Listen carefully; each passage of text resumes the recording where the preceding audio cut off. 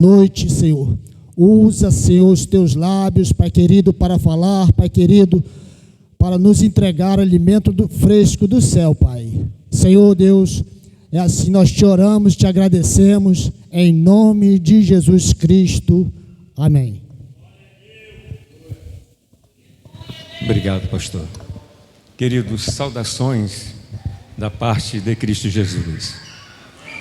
É uma honra, mais uma vez outra, poder participar desse encontro de homens. E reunir homens é a coisa mais difícil que tem.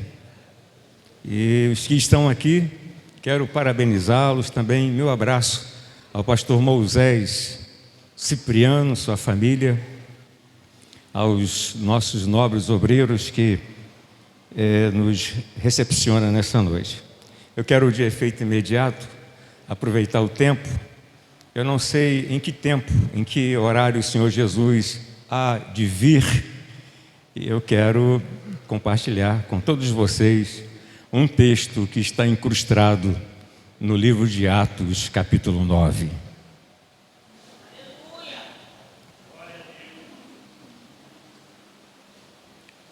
Atos, capítulo de número 9.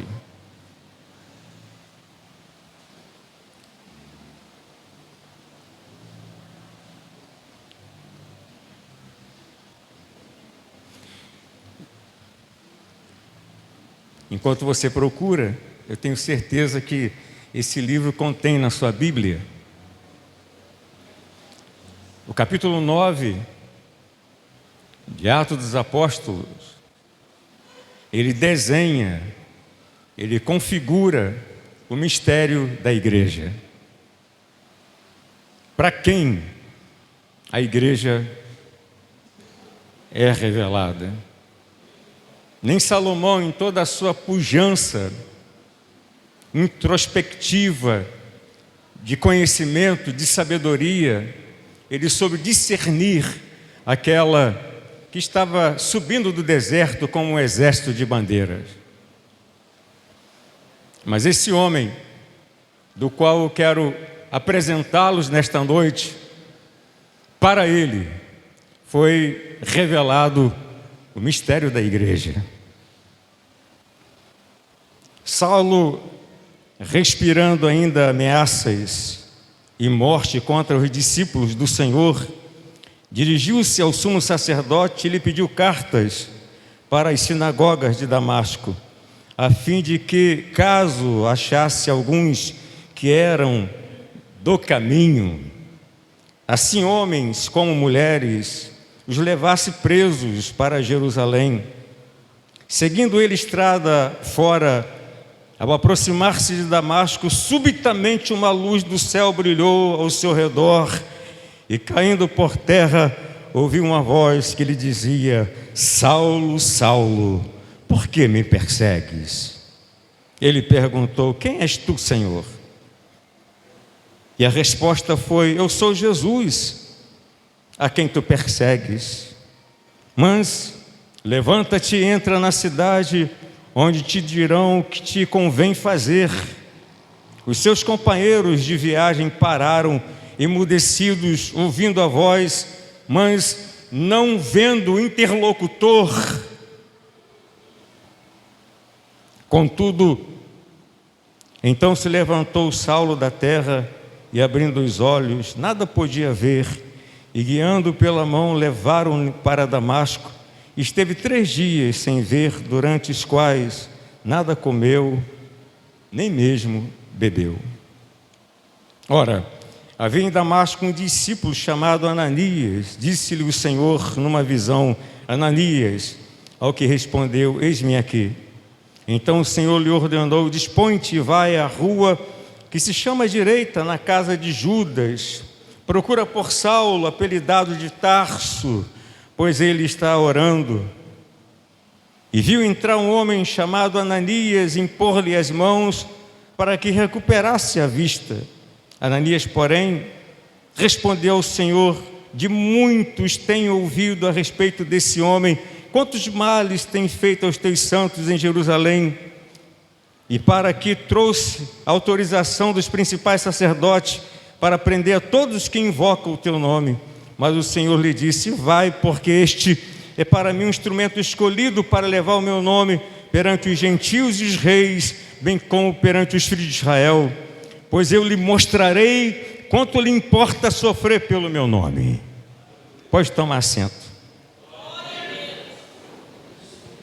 Queridos, eu quero aproveitar os minutos que me restam para falar a obreiros, a ministros, a pastores comigo nessa noite. E todos estão cientes que é notório o fato, e não tem como nós negarmos que uma crise tem se instalado no cenário eclesiástico como um todo, com o objetivo de desestabilizar a Igreja de Cristo. Isso é como uma flâmula tremulante às margens do rio Danúbio. Todos nós estamos cientes que a igreja, ela está passando por um momento, se nós não tomarmos ciência e não aplicarmos o cuidado de protegermos a noiva de Cristo, nós seremos pervadidos por uma onda que já está do lado de fora do contexto da realização do que nós tratamos nesse conclave. O fato é que nós estamos prestes a sermos solapados por uma onda de falsas doutrinas. Em primeiro lugar, o texto que nós acabamos de ler, o Senhor Jesus disse que Paulo iria aprender a sofrer por amor do seu nome. Por amor do seu nome. E Paulo, como é de conhecimento de todos, ele foi o maior pastor, teólogo, missionário e plantador de igrejas da história do cristianismo. Ele plantou igreja nas províncias da Galácia, Macedônia, Caia, Ásia Menor. Ele enfrentou açoites, prisões, naufrágios. Ele foi apedrejado, mas jamais perdeu a leniência. Jamais ele perdeu a doçura. Jamais ele perdeu a brandura, a suavidade, e nem deixou de glorificar a Deus nos momentos de sofrimento que lhe acometeu. Em segundo lugar, Paulo, ele esteve no corredor da morte, na antessala do martírio.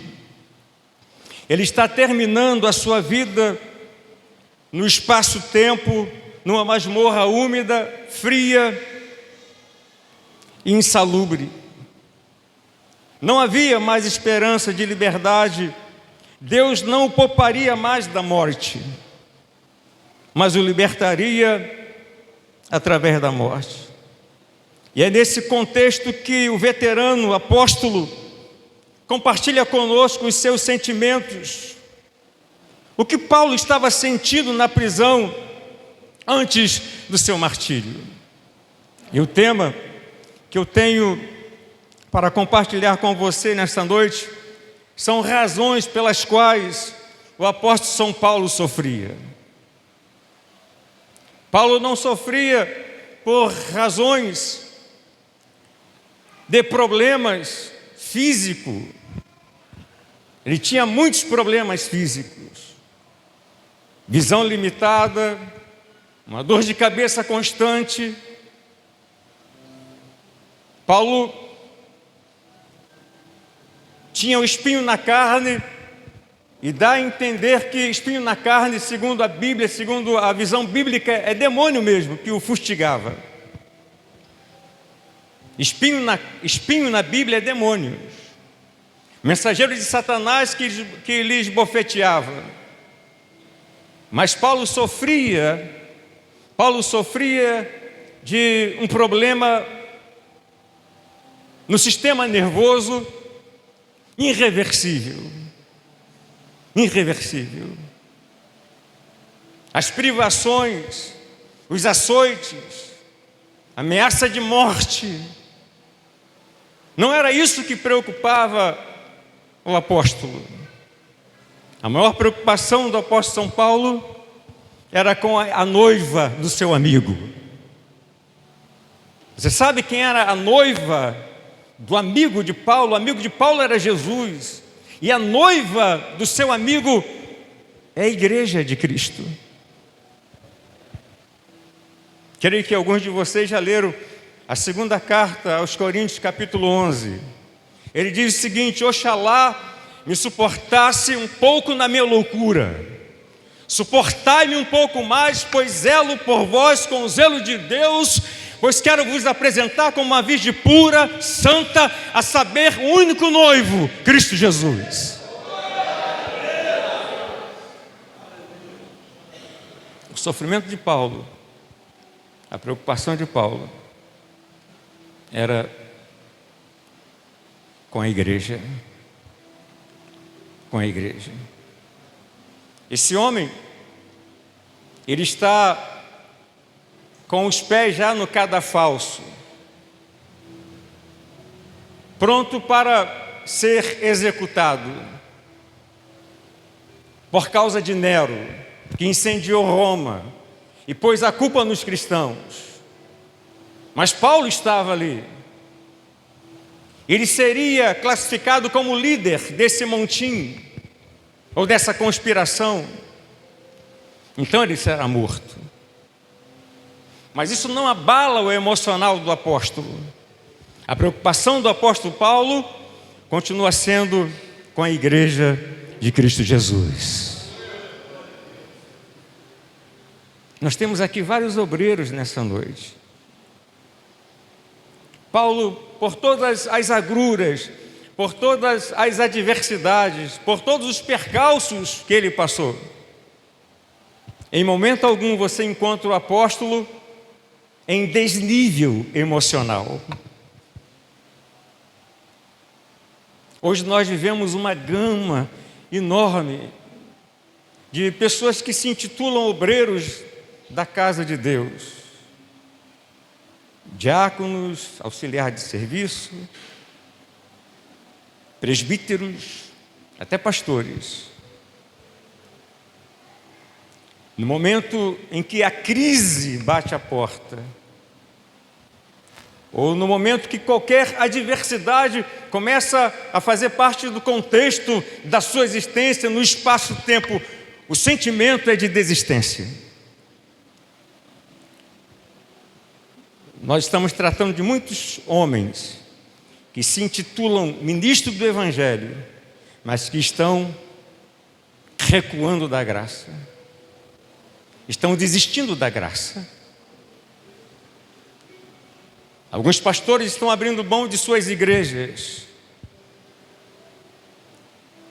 Alguns obreiros estão fazendo uso de psicotrópico numa viagem psicodélica para esquecer as aflições e as angústias da vida.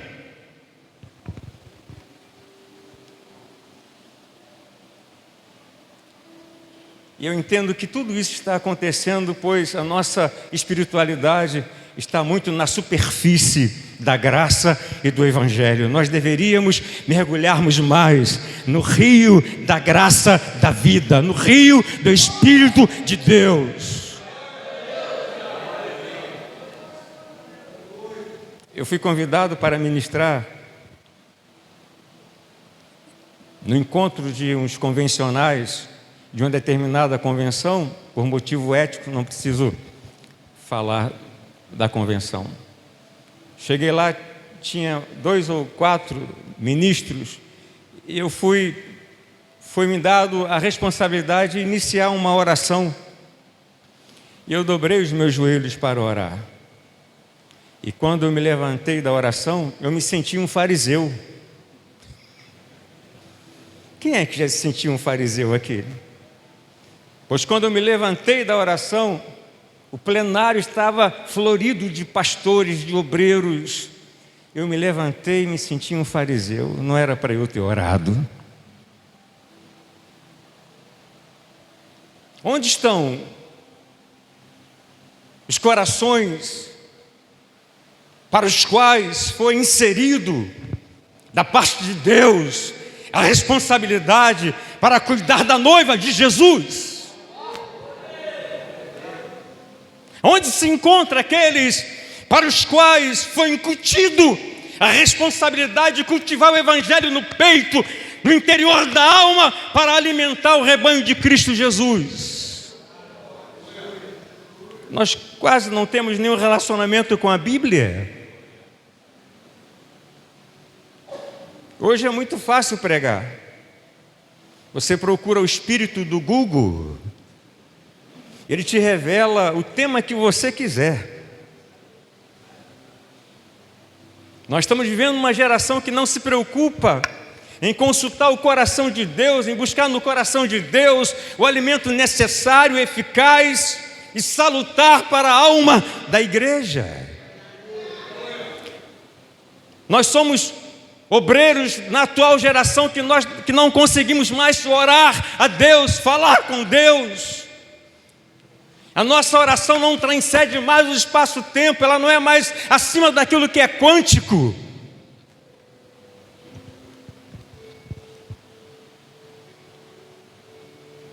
Nós falamos de Deus, mas não temos nenhuma intimidade com Ele. Pregamos a Sua palavra, ministramos a palavra, as nossas preleções têm nome de Deus, têm nome de palavra de Deus, têm nome de reino de Deus, têm nome da graça de Deus, mas nós não sabemos quem é esse Deus.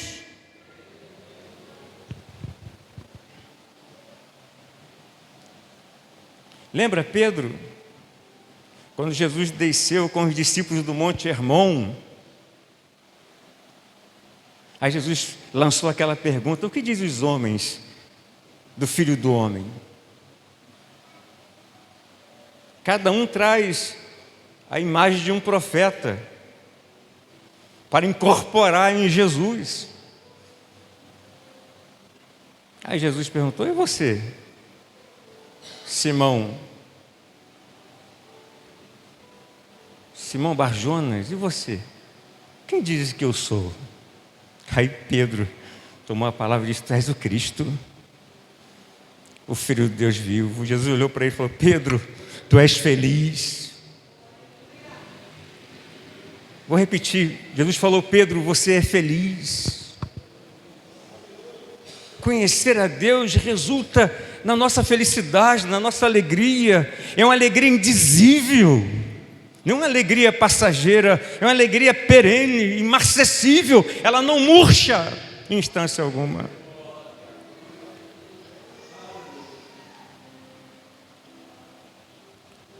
Paulo, ele encontrou vários problemas na igreja. Paulo sofria por causa dos falsos mestres. Paulo sofria por causa de alguns que mesclavam a lei, dando interpretação pela via da filosofia. É porque não tenho tempo de compartilhar com você um versículo. Paulo sofria porque alguns líderes eram utilitaristas, estavam trabalhando em prol do reino, em favor da noiva de Cristo, mas para se autorrealizar, para se dar bem na vida.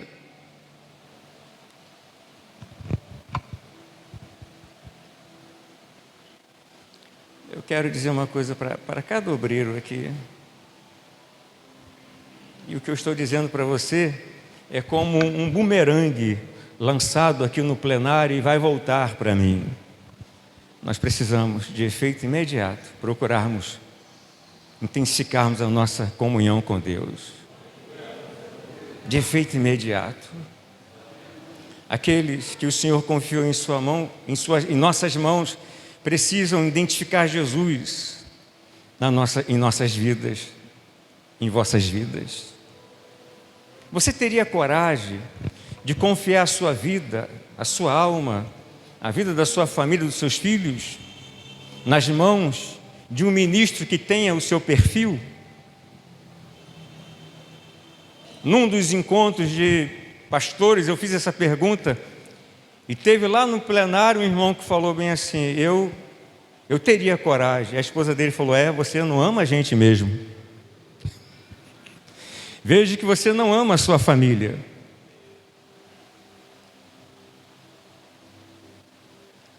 Por que Paulo sofria? As razões pelas quais o apóstolo São Paulo sofria.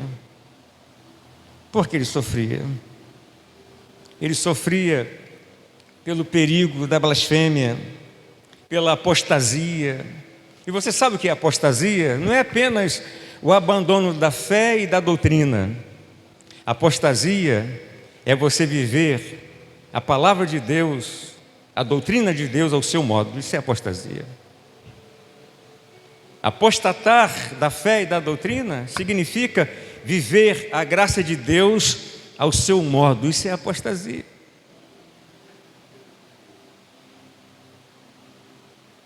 Alguns homens na igreja de Éfeso, Paulo, ele alertou a Timóteo, Alexandre, o latroeiro, e Hermineu. Esses homens transtornaram a fé do povo, dizendo que a ressurreição era algo passado e não ia acontecer nunca mais. Hoje se prega muito nas igrejas neurociência, o coach, né? É a síndrome do Star Wars, que a força esteja contigo, né? Será que nós não temos que vivermos mais um pouquinho a preocupação do apóstolo São Paulo, um pouco a preocupação do apóstolo São Paulo em nossos corações? Eu não estou aqui, irmãos, por outra coisa. Deus me tirou de várias situações e condições privilegiadas e me trouxe para cuidar do seu povo, para cuidar de almas. Sempre cuidei de pessoas, mas de forma diferente, de forma acadêmica, científica. Sempre cuidei de pessoas. Mas quando o Senhor me chamou, o tratamento que eu deveria dar ao seu povo não era um tratamento científico, acadêmico. Paulo disse: olha, quando eu fui ter convosco, eu não fui com sublimidade humana, com sabedoria humana. Eu não fiz com que vocês viessem conhecer a Cristo segundo a carne. Carne ali é vida acadêmica, teologia, o segundo a lei. E não vos apresentei Jesus segundo o sangue ou pela genealogia, através de Abraão, mas eu vos fiz conhecer a Cristo pela graça do Evangelho que a mim foi confiado. Procure conhecer o Evangelho, procure conhecer o Senhor do Evangelho, o revelador do Evangelho. E para alguns de vocês que se sentem desanimados, Paulo, escrevendo à igreja de Colosso, ele fala acerca do triunfo do Messias sobre principados e potestades, que são várias camadas dimensionais. Ele fala sobre o triunfo de Jesus sobre a morte. Mas no final da carta, ele pede para que se comunique a Arquipo, para que Arquipo viesse atentar para o ministério que ele recebeu de quem? Do Senhor. Cada um de nós aqui recebemos o que recebemos com o ministério das mãos do Senhor.